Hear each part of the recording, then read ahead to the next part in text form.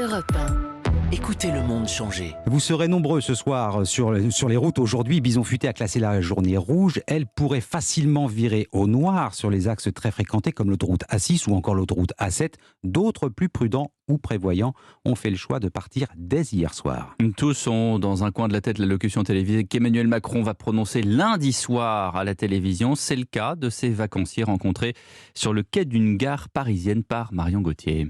Je ne veux pas savoir ce qu'il dit, je veux juste profiter de mes vacances en famille.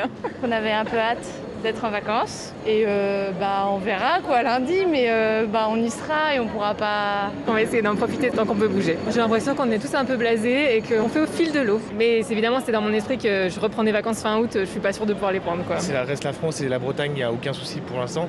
J'ai un peu plus peur pour ce qui va arriver après parce que...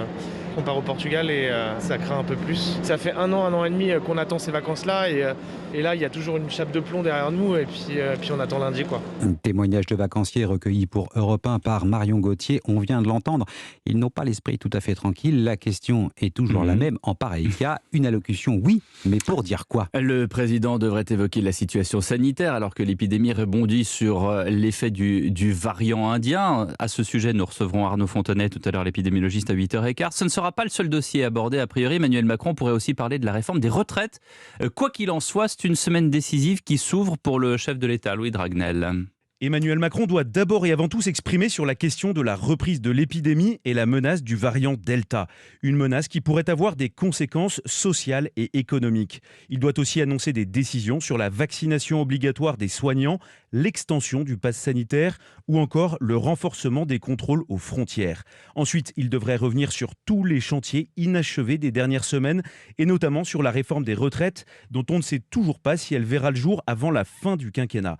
Ensuite, toujours lundi soir, il recevra les parlementaires de la majorité, c'est-à-dire ceux de son parti, La République En Marche et leurs alliés. Une séquence pas simple, surtout après la lourde défaite aux élections régionales, un échec qui a provoqué de vives tensions en interne. Enfin, l'Élysée avait annoncé un remaniement ministériel il y a 15 jours.